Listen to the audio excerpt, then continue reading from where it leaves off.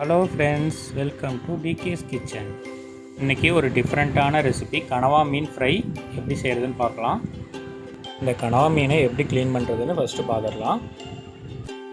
இது மற்ற மீன் மாதிரி ரொம்ப சிரமப்பட்டு க்ளீன் பண்ண வேண்டியதில்லை, நம்மளே ஈஸியாக க்ளீன் பண்ணிக்கலாம். நான் 1/2 கிலோ அளவுக்கு கனவா மீன் வாங்கியிருக்கேன். இதை தலை தனியாக உடம்பு தனியாக பிடிச்சி இழுத்திங்கன்னா இந்த மாதிரி வந்துடும். எடுத்ததுக்கப்புறம் உடம்புக்குள்ளே ஒரு முள் மாதிரி இருக்கும், அதை நம்ம வெளியே எடுத்துடலாம். முள்ளை எடுத்ததுக்கப்புறம் உள்ளே கொழுப்பு இருக்கும், அதையும் சுத்தம் பண்ணி எடுத்துக்கலாங்க. பிச்சு வச்ச தலைக்கூடைய குடல் இருக்கும், அந்த குடலை தனியாக பிச்சு எடுத்துடலாங்க. இந்த குடலை பிச்சு எடுக்கும்போது கொஞ்சம் கவனமாக பார்த்து எடுத்துக்கோங்க. அந்த குடலில் கருப்பாக திரவம் மாதிரி ஒன்று இருக்கும், அது பிஞ்சிராமல் பார்த்துக்கோங்க. தலைக்கு சென்டராக பார்த்தீங்கன்னா இதோட பல் இருக்கும், அதை எடுத்து போட்டுருங்க.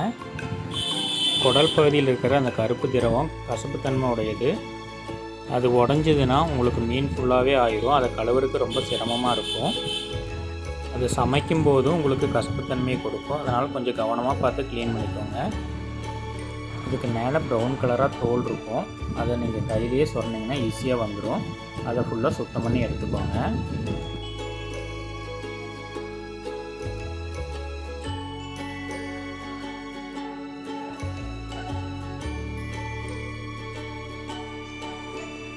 இதே போல் உடம்பு பகுதியில் இருக்கிற தோலையும் சுத்தம் பண்ணி எடுத்துக்கலாம்.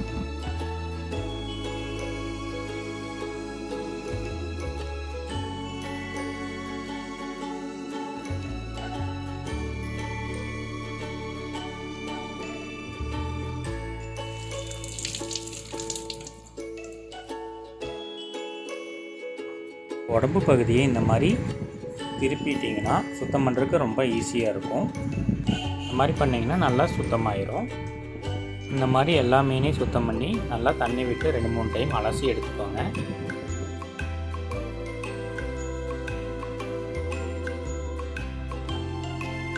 இதை 2 டைப்பாக கட் பண்ணலாங்க. இதை அப்படியே கட் பண்ணி போட்டிங்கன்னா ரவுண்டாக பீஸ் வரும், நல்லாயிருக்கும் பார்க்குறக்கு.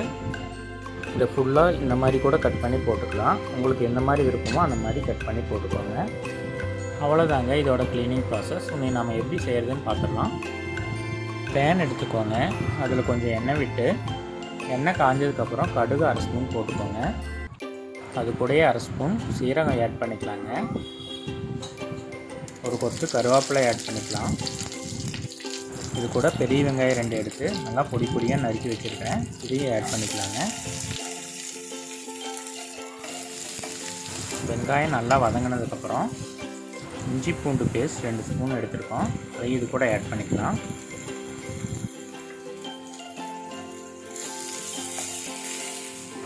தக்காளி 2 தக்காளி எடுத்து பொடியாக நறுக்கி இது கூட சேர்த்திக்கலாம்.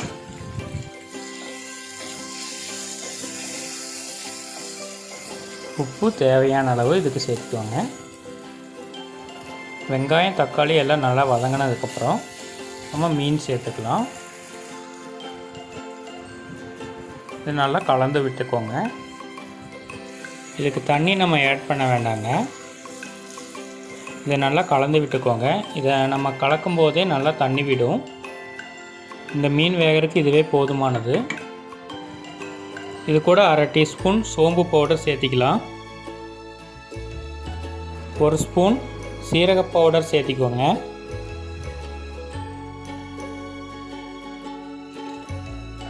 இது கூடயே 1/2 ஸ்பூன் கொத்தமல்லி பவுடர் சேர்த்திக்கோங்க.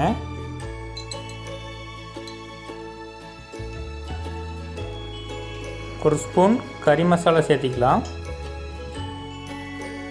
இதெல்லாம் நல்லா கலந்து விட்டு வேக வச்சுக்கோங்க. இந்த மாதிரி நல்லா தண்ணி சுண்டி வந்ததுக்கப்புறம் 1 ஸ்பூன் பெப்பர் பவுடர் சேர்த்திக்கோங்க. மீன் சீக்கிரமாகவே வெந்துடும், அதிக நேரம் வேக வைக்க வேண்டியதில்லை. நல்லா ஃபுல்லாக ட்ரை பண்ணி எடுத்துக்கோங்க. கடைசியாக நம்ம கொத்தமல்லி தூவி இறக்கிடலாம். அவ்வளோதாங்க, கனவா மீன் ஃப்ரை ரெடி ஆயிடுச்சு. நீங்களும் செஞ்சு பார்த்து கமெண்ட் பண்ணுங்கள். எங்கள் சேனலை சப்ஸ்கிரைப் பண்ணுங்கள். தேங்க்யூ.